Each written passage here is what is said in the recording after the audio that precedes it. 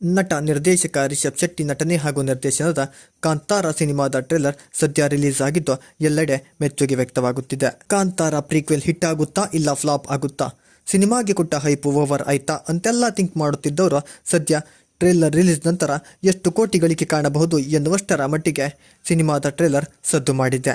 ಹೊಂಬಾಳೆ films ನಿರ್ಮಾಣದಲ್ಲಿ ತೆರೆಗೆ ಬರ್ತಾ ಇರೋ ಕಾಂತಾರ ಕನ್ನಡ ಸಿನಿಮಾ ರಂಗದ ಬಹುದೊಡ್ಡ ಮೈಲಿಗಲ್ಲಾಗುವ ಎಲ್ಲ ಲಕ್ಷಣ ಕಾಣುತ್ತಿದೆ. ಅಜನೀಶ್ ಲೋಕನಾಥ್ ಸಂಗೀತವಿರುವ ಕಾಂತಾರ ಸಿನಿಮಾದ 3 ನಿಮಿಷದ ಟ್ರೇಲರ್ ರಿಲೀಸ್ ಆಗಿದ್ದು, ಟ್ರೇಲರ್ ನೋಡಿದವರು ಕಾಂತಾರ ಸಿನಿಮಾ ನಿಜವಾಗಿಯೂ ಒಂದು ದಂತಕತೆ ಎನ್ನುತ್ತಿದ್ದಾರೆ.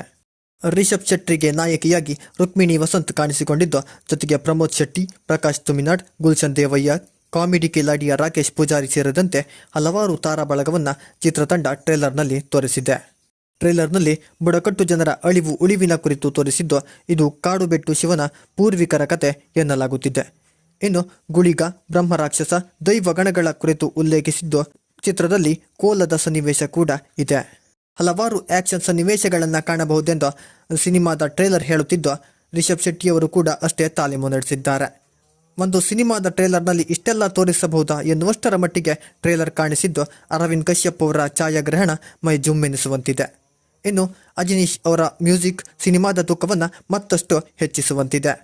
ಕಾಂತಾರ ಚಾಪ್ಟರ್ 1 ಟ್ರೇಲರ್ಗೆ ಕನ್ನಡಿಗರು ಮಾತ್ರವಲ್ಲದೆ ಪರಭಾಷಿಗರು ಮೆಚ್ಚುಗೆ ವ್ಯಕ್ತಪಡಿಸಿದ್ದು, ಕನ್ನಡಿಗರ ಕಾಂತಾರ ಕನ್ನಡ ಮಣ್ಣಿನ ಕತೆ ದೇಶವ್ಯಾಪಿ ಅಕ್ಟೋಬರ್ 2ಕ್ಕೆ ತೆರೆ ಕಾಣಲಿದೆ.